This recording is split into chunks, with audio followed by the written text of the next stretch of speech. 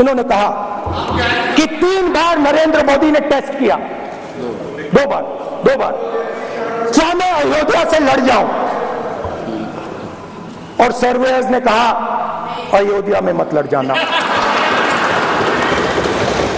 अयोध्या में मत लड़ जाना, अयोध्या की जनता हरा देगी। और इसीलिए प्रधानमंत्री वाराणसी गए और वहां बच के निकले। ये कहते हुए राहुल गांधी ने सोमवार को पीएम मोदी पर संसद में तंज कसा। दावा अपनी जगह, लेकिन जो सच्चाई है वो ये कि बीजेपी यूपी में इस बार बेहतर प्रदर्शन नहीं कर पाई। 80 में से 37 सीट अकेले समाजवादी पार्टी ने जीत ली। बीजेपी को 33 सीट मिली।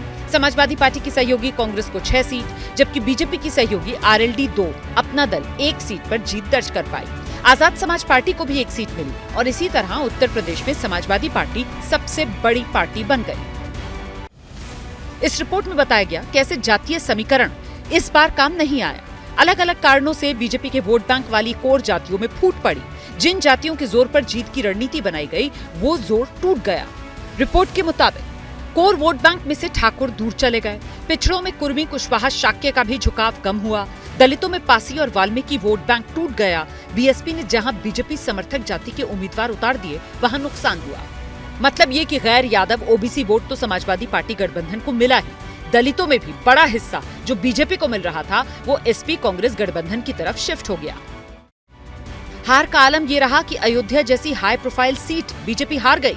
वाराणसी में मोदी की जीत का अंतर कम हो गया। यूपी में मोदी सरकार के 7 मंत्री चुनाव हार गए।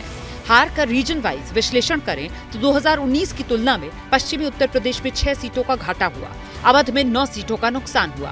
पूर्वांचल में 11 सीट हार गई पार्टी। बुंदेलखंड में 3 सीटों का नुकसान हुआ।